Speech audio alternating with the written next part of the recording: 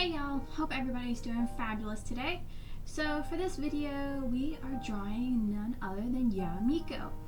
So the other day, it was Yae Miko's birthday on June the 27th. So this is not the next day, the day after. But I have posted the official art over on my Instagram. So here you'll see, I actually drew Yae Miko about a year ago. So I was looking at it, I'm like, the anatomy's a little bit off, the positioning is off. The angle at which she's facing, technically a lot of it shouldn't have been noticed on the top part of her chest, but I did end up making it way too dark. So we're gonna try this again. So for the redraw, I do the same exact pose because I said, what better to have a comparison of the poses, and then probably by the time this time next year I'll be able to do redraws of several other drawings as well. And hopefully before too long I can start incorporating other like animes other than Genshin Impact and Honkai Star Rail. I just feel it's a really great basis on the learning curve. So overall, I really did like how the sketch I did previously, I show everything at the end with the time lapse and replay, and I will insert the time lapse at the end as well, because the coloring does seem to be a little bit off compared to the coloring when in person. And I think it's just because of the saturation and the camera lighting, but as I mentioned before, everything is a learning curve. So I ended up using the 6B pencil for the outline and the sketch and a lot of the process. Other than the painting process, I did use the JingSketch brush, and of course I used that good old faithful toothbrush sample brush from the Samda's art bundle. Is it really a bundle? I guess it is counted as a bundle. It's one of his bundles that he puts out. Let's see here. So I adjusted the saturation of the sketch of Yae Miko, and I kept the other one just as is, just to help me differentiate between the two. And I do end up putting that background that you saw before previously in the other drawing, and also it's the same background kind of used in her burst in the game from Genshin Impact. And of course her little Foxian spirit, she is very sassy. I do like playing her in the game, and I like her sayings and everything that she does. She's a very cunning and sly fox, to say the least. So I ended up doing the Gaussian blur and then the chromatic aberration. I did use the bloom. So I do lower some of this intensity and erase certain parts so it's not as like in your face. Nothing like having stars just right in your face like that. But needless to say, her silhouette itself, it does cover part of the back as well. And I actually contemplated making a fox keychain before. I do have the supplies and the things that I could make it. I've got some resin that I play with, and like I said, I thought about making like a fox and an otter and just little things like that. I don't know if they would actually sell. To be truthfully honest, I actually contemplated one time before opening my own little art shop and selling stuff like that, but I don't know, it's kind of hard nowadays to get things out. I've tried the Etsy route. I still have the Etsy shop, and it's a lot harder than one would imagine to be able to sell things on that website, and it just seems to cost me more than it's worth. But one day I would love to be able to open shop and have my prints sell, which needless to say, a lot of my prints, a lot of them are available over on Imprint. I need to update it though with my most recent drawings. But yes, and those links are all in the description as well. So now we're on to the outlining part. So for this one, I did end up using the lasso tool because it was a little bit easier to get those finer edges. The only thing I will say with using the 6B pencil as the outline brush, it does make it grainy. But I do like the way that it does work for me.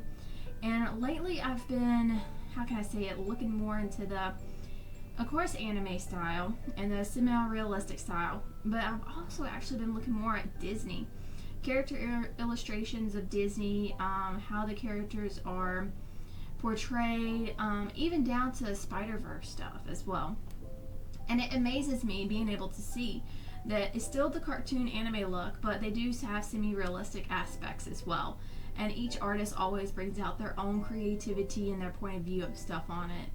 So probably for the next couple of drawings, you may notice some slight changes, not a whole bunch. Style-wise, everything still be the same, but I'm just trying to find the easiest ways to be able to render the face and to lay things down and to understand the way the anatomy works with semi-realism and stylized, you would think that it would just be pretty straightforward, but not always the case. It really just depends on the art style and the way that you're wanting to portray stuff. So here we're putting down all the base colors as I normally do. I'm trying to figure out how I wanted to do it exactly, because I know that I end up putting an overlay layer, not overlay, a multiply layer on top, because the reference has her backlit. So the front is very dark, other than a certain highlight spots here and there. So I end up trying not to over focus on things. And I think that really helped me, like, just to keep in my mind, okay, a lot of this minute details will not be noticeable because of the lighting. So don't over focus on it. Let's do it to where it conveys the message of this is this shape, this is this shape. And I do believe that that helped me out a lot for this piece as well. So next month in July, wow, I can't believe it's already fixing to be July. This year is flying by, and it has been a whirlwind of a year. And I do know that I've got her earrings wrong in the beginning.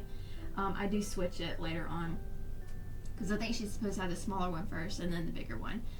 But anyways, the year is flying by, and to be soon people will be doing the Christmas in July stuff. And so for July, Genshin Impact actually has a lot of birthdays. Like there's a good amount of them. So what I will most likely do, do like I did with the, not Yae Miko, but with the Raiden Shogun. I'll get a base sketch completed and then film the refining of the sketch and the drawing process and coloring process, and then upload it and post it like that.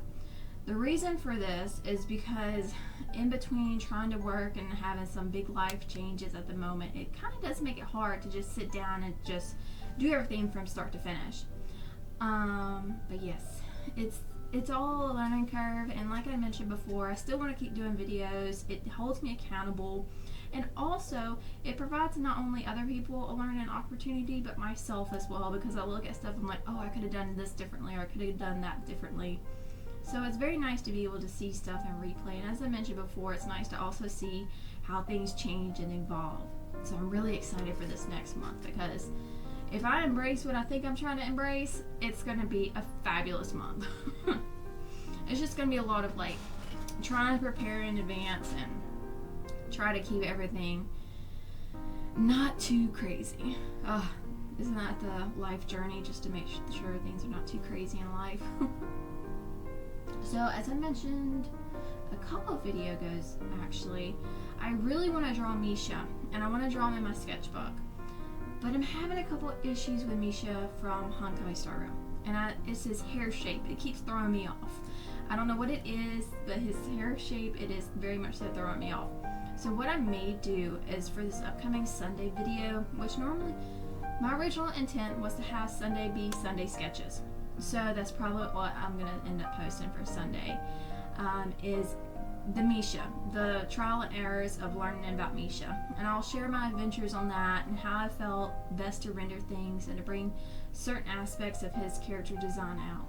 So I ended up drawing one petal of the sakura flower on here for Yae Miko's design, and then I kind of just copy and pasted it because I was not going to redraw this several times over. There is 2 or 3 of them that's a little bit different, but other than that, they're basically all the same. So I said it'd be much easier just copy and paste it and to place it where it needs to go. So you'll notice shortly there's gonna be a lot of them on there, but it helps to, it's a very good time saving on things like that, especially whenever you're trying to make the design. So yes, here I am, I'm erasing the other spots that don't really need to be on there. And I think, if I'm not mistaken, I changed the layer to a screen layer and then end up lighting up the colors, and actually it gives a very good holographic kind of effect whenever I start drawing on it later. So it turns out pretty cool. Probably, like I said, one of those details that's not super noticeable. Even down to these little flowers on the back side, I don't think they're 100% noticeable at the end of the piece, but I know that they're there. But yes, for the next couple of drawings, I will probably try to embrace on the sketching adventures and practicing more with the 6B pencil. And like I said, I do like the way it lays down a lot better. I've tried many different brush styles and even down to the JingSketch brushes, and try to do some modifications here and there, but I'm still not 100% happy. Once again, like I mentioned before, I do like the 2D style and the 2D art style, and I like the way people are able to do their character designs and still have not necessarily a smooth line on their outlines, but to have that kind of rough, sketchy feel still, to where it looks like a pencil. So that's one of my things I'm trying to learn more about. So here I am, I'm working on the eye color, which I really do like how it turned out with her eyes. So it goes more like a purple into a pink at the bottom, because whenever she does her burst, her eyes actually light up a little bit more, and it really stands out in this piece as well. And this was one of those things that whenever I covered up the eye color, that's whenever it really hit me that I really liked the sketch style that I did before. So that's what made me think of doing more studies like that, to embrace the aspects of the way Disney does things, even down to 2D character illustrations, or even look at even children's books, the way those pages are illustrated into a coloring aspect. And I think on Genshin, on the, well, it would have been on the last update, but honestly the last couple of updates that they've done in Fontaine, where they had the storyline, and then the character designs and the art style, I've really liked it. I think honestly whenever they started doing that with the summer story line, I think it was summer of last year if I'm not mistaken, or it may have been a little bit after, whenever they had that amusement park kind of a thing going on. I can't remember what that world was called, but where you could get Kaya's skin outfit for where it has all the peacock feathers and everything. I really liked that design in which they were doing storytelling, and so it's sometimes it's hard to find good references and good studies on how best to bring those out. So on my next video, like I said, we're gonna be practicing with Misha. We're gonna all kinds of different angles, not ankles, not Misha's ankles. All different kinds of angles, and we're gonna look at it from the Disney character, anime character kind of style perspective. And I think I'm in my head, I have the image of what I want it to look like. So we're gonna see if I can bring that image to life. And it's just a big time practicing with his hair. I went ahead and got a couple of screenshots as well of trying to get his hair shape right and trying to figure out how best everything lays, because we know Hoyoverse, they like their asymmetry, and it just really throws me off. So with Yae Miko, I kind of had this issue at first too, mainly with her hair on the drawing, and I still have issues, I feel like, with the coloring aspect. Once again, that's just a practice thing, and to figure out how best to lay things down and to be comfortable with the brushes that are used. I think that's a big thing too, is that whenever you're not 100% comfortable and understand how the brushes lay and work and how best to manipulate them, it does make it a little bit harder. But I feel like with each drawing, I'm continuing to learn how best to use them. I may look at making some changes in the future. It's like I like the round brush, but then sometimes I don't know if it's mainly the texture that gets me at times, but I'm gonna play with things some more. Who knows, maybe I'll do a drawing one day just strictly in a 6B pencil. You know, I have seen people do challenges like that where they only use one pencil to color, to shade, to outline, to erase. Maybe I could do that one day. If anybody would be interested in something like that. Figure out what my most used pencil or Procreate pencil would be. Let's see here. I have been practicing in the sketchbook, working on different head shades and angles, and trying to even practice a circle. Practicing a circle in an actual sketchbook is, like I said, that sketchbook is so humbling till it's unreal. You never realize how much you rely on digital after doing it for so long. I mean, it's a great aspect and a great tool, and you're able to create so much. But yes, that nothing like traditional. Nothing like that pencil to the paper, or pen to the paper, paint to the paper. It makes a big difference indeed. So I ended up putting some little lines here on the front of her clothing. Still technically at this aspect, we're still in the base color phase, oddly enough. And then I think about whenever we're almost halfway mark is whenever I start doing more color rendering and blending, and actually I think it's whenever I put that multiply layer on top that things start to come together more. And just going over some of the lines. As I mentioned before, I do like the lines, but the more I looked at them, especially whenever you're close up, it does make it a little bit harder to see certain shapes. And I do go over it as well on some spots to bring out some more definition. This angle is just, I've been embracing the weird angles, and I think that's a thing that I try to get out of the comfort zone of wanting to do basic angles and shapes, and I want to really understand how the body moves and how best to show this arm at this angle or the neck at this angle. Because learning to draw the face like straight on, yeah, that's a challenge in itself, but learning to draw the face at all different angles, that's another one. Yeah, I was looking at the drawing to see how much of an impact it really made whenever you had the multiply layer on versus no multiply layer. I'm like, yeah, she looks like very tough and ferocious. So I'll go back over, I think with the, I have an add layer. So I'm adding more highlights just to put emphasis on certain spots of the drawing, which I do find it pretty helpful. I did look on Pinterest for a lot of references, especially on her eyes. And then of course, just adding highlights here and there where they need to be at. I do like the pose. The only issue, as I mentioned before, is the issue I had with certain blending aspects of this one brush I used, trying to pull colors together. And it's just a practice thing. Just need to practice on how best to put down a shading for the hair to help emphasize certain aspects, and it's just all a learning curve for sure. Let's see. Is anybody wishing on the current banner or whatever banner that's going on in Genshin at the moment? I think I'm gonna butcher her name. I know I am. Segwin, the healer, the Milisu healer. I'm trying to pull for her. I don't know if I screwed myself up on the wishing.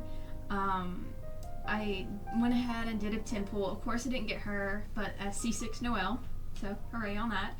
And then I ended up having one wish over the standard banner, and I was like, okay, I'll just wish there. I'm thinking in my head, I think that these wishes help out with the main banner, but I wasn't really 100% for sure. So I did that, and as soon as I did that, I ended up pulling a 5-star. I got Diluc. He is now a C2 Diluc, and I'm like, oh my gosh, I hope that didn't just mess me up for the main banner. I'm not really 100% on how that works, but I think somehow or another it adds to the main banner. But if it doesn't, then okay, I'm in good standing. But if so, that was my 50-50, and I lost it to Diluc. Which I'm not mad, but I would have rather had the other one.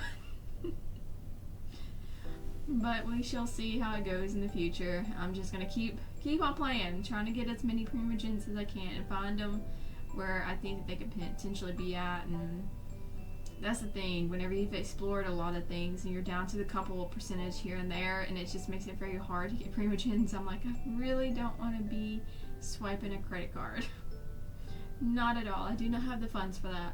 That is not in the wishes or anything, so if I don't get her on this banner, I just hope they do a rerun of her in the future, because I'm just going to keep playing until I get all the treasure chests figured out and all the extra quests that they have going on, so we shall see.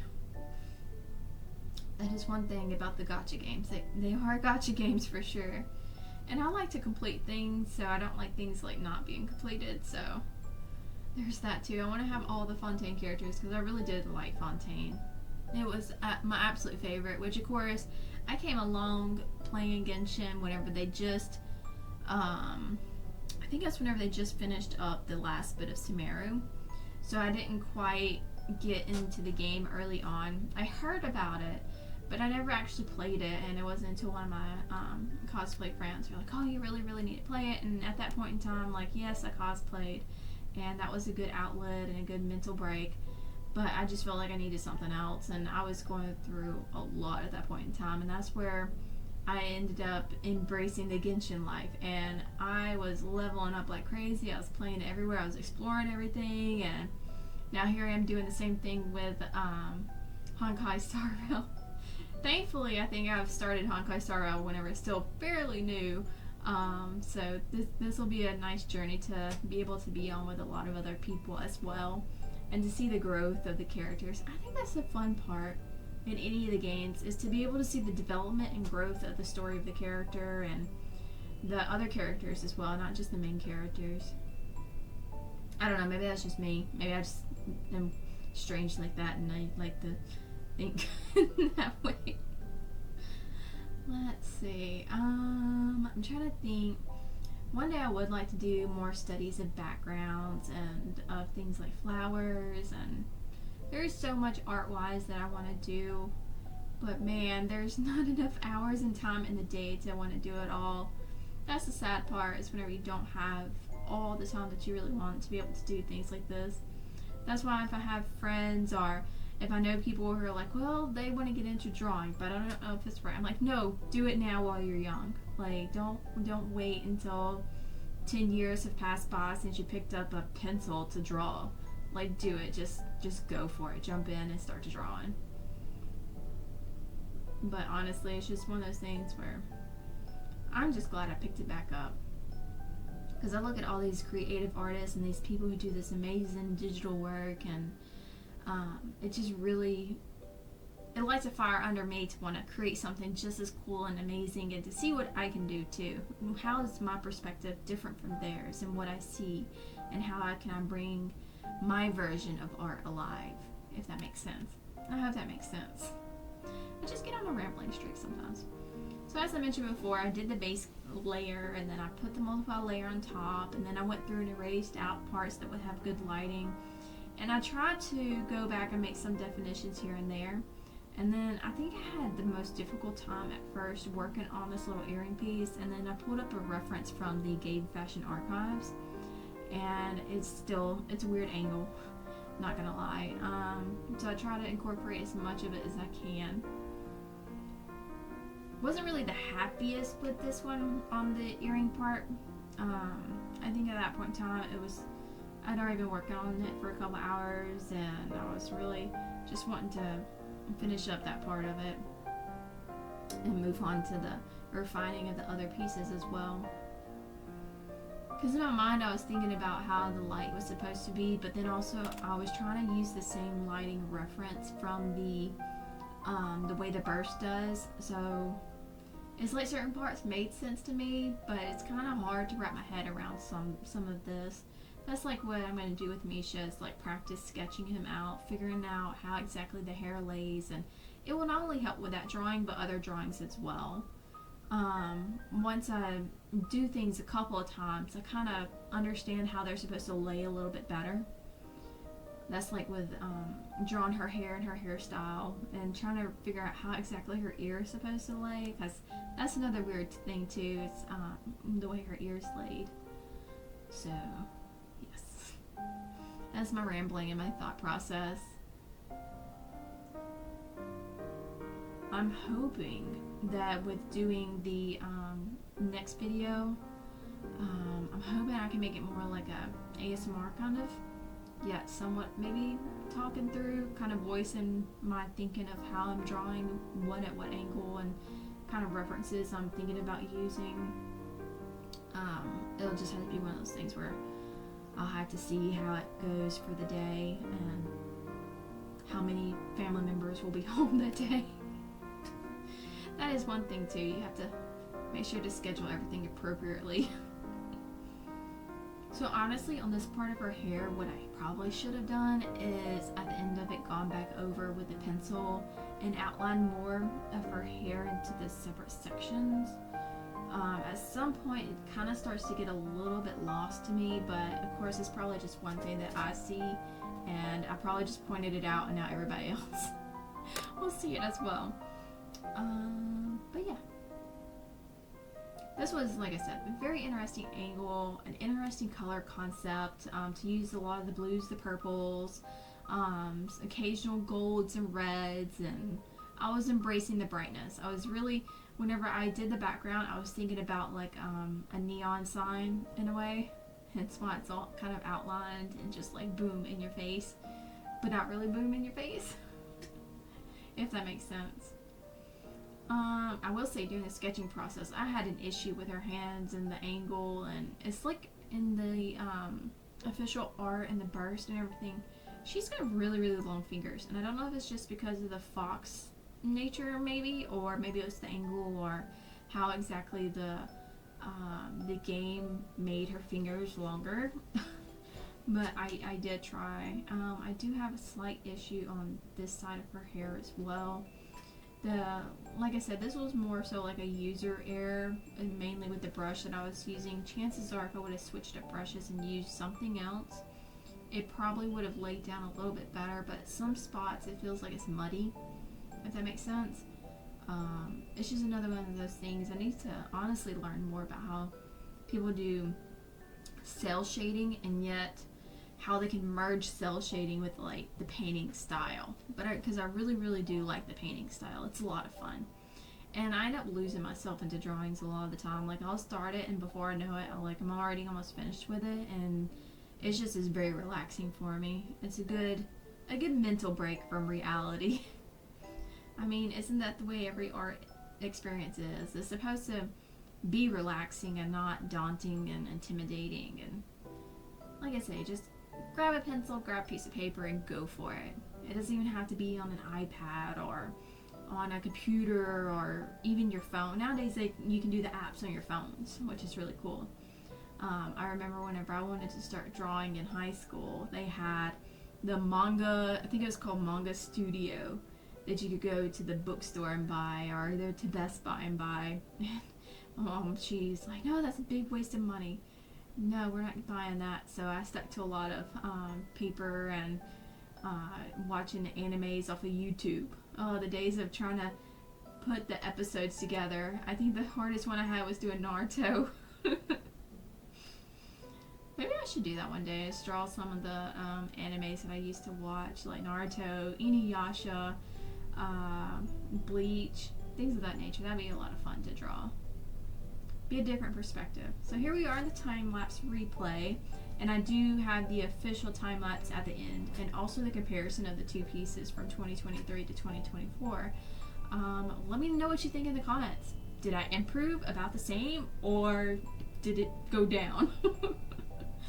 And anyways, and until next time, I hope everybody does well.